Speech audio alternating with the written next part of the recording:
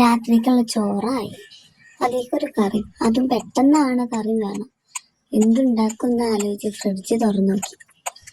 അതിൽ പെട്ടെന്ന് ഉണ്ടാക്കാൻ പറ്റുന്നില്ല, കുറച്ച് മാങ്ങ മാത്രം.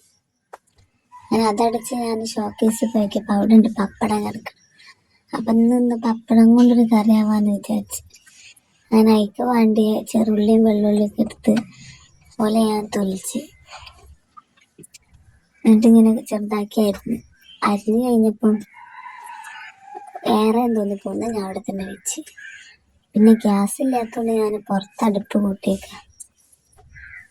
അങ്ങനെ തീ കത്തിച്ച് അതിൽ പാത്രമൊക്കെ വെച്ച് ചൂടായപ്പോൾ വെളിച്ചെണ്ണ ഒഴിച്ച്. വെളിച്ചെണ്ണ കുറച്ച് കൂടുതൽ ഒഴിക്കുന്നത് പപ്പടം കുറച്ച് കൂടുതൽ പൊരിക്കാൻ വിചാരിച്ചിട്ടാണ്. ചോറൊക്കെ സൈഡ് വെക്കാനും പിന്നെ കറിക്കും രണ്ടിനും കൂടി ആയിക്കോട്ടെ എന്ന് വിചാരിച്ചിട്ടാണ്. അങ്ങനെ ഞാൻ പപ്പടങ്ങളൊക്കെ പൊരിച്ചെടുത്തു. ആ വെളിച്ചെണ്ണ തന്നെ കേട്ടോ കറി ഉണ്ടാക്കാൻ പോണത്.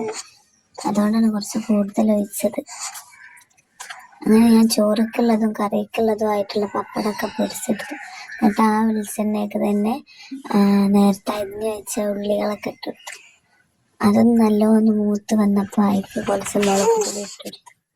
നമുക്ക് ആവശ്യമായിട്ടുള്ള മുളക് പൊടി എരിവിനനുസരിച്ച്. അത് നല്ലോണം വെന്തുമ്പോൾ അതിക്ക് ആവശ്യമായിട്ടുള്ള വെള്ളം ഒഴിച്ചെടുത്തു. സിമ്പിളാണ്. വെള്ളം ഒഴിച്ചെടുത്ത് അതൊന്ന് തിളക്കുമ്പോൾ കുറച്ച് ഉപ്പ് ഇട്ട് കൊടുക്കുക.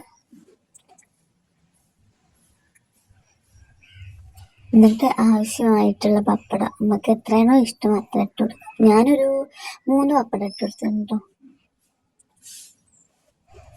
അത് വലിയ തിളക്കാനൊന്നുമില്ല, കാരണം പപ്പടമൊക്കെ വെന്തതായതുകൊണ്ട് പെട്ടെന്ന് തന്നെ നമുക്ക് എടുത്ത് വെക്കാൻ പറ്റും. അപ്പം അതൊന്ന് ചെറുതായിട്ട് തിളക്കേണ്ട ടൈം കൊണ്ട് ഞാൻ പൊരിച്ച് വെച്ച ബാക്കി പപ്പടം ഉണ്ടല്ലോ, അത് ചൂടൊക്കെ പോയപ്പോൾ ഞാൻ അതിനൊന്ന് കവർക്ക് മാറ്റി വെക്കാൻ പോയി.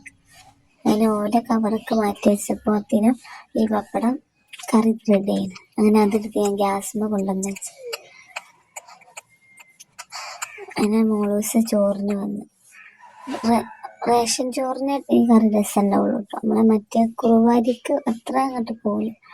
പിന്നെ മോളൂസ് ചോറും കറിയൊക്കെ ആദ്യമൊക്കെ ഇഷ്ടമായില്ല, പിന്നെ ഓളൊന്ന് ടേസ്റ്റ് നോക്കിയപ്പോൾ ഒക്കെ ഇഷ്ടമായി. പണ്ട് കാലത്തെ കറിയാണ് ഇതൊക്കെ. ഇപ്പോഴത്തെ ആളുകൾക്ക് ഇത് അറിയുമെന്നൊന്നും എനിക്കറിയില്ല. ഏതായാലും എനിക്ക് ഈ കറി ഇഷ്ടമായിരുന്നു. ഇനിയിപ്പോൾ നമുക്ക് അന്ന് കറി വെക്കാൻ ഇല്ലെങ്കിലും പപ്പടം എടുത്ത് താളിച്ചാൽ മതിയല്ലോ, പെട്ടെന്നായി കിട്ടും ചെയ്യും. ഞാൻ പപ്പടം താളിപ്പ് എന്നാണ് ഇതിന് പേര്.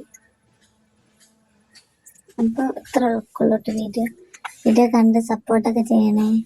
നിങ്ങളെ കമൻ്റൊക്കെ അറിയിക്കും. മോളൂസിനെ തിന്നാൻ അയക്കണില്ല അതൊട്ട്.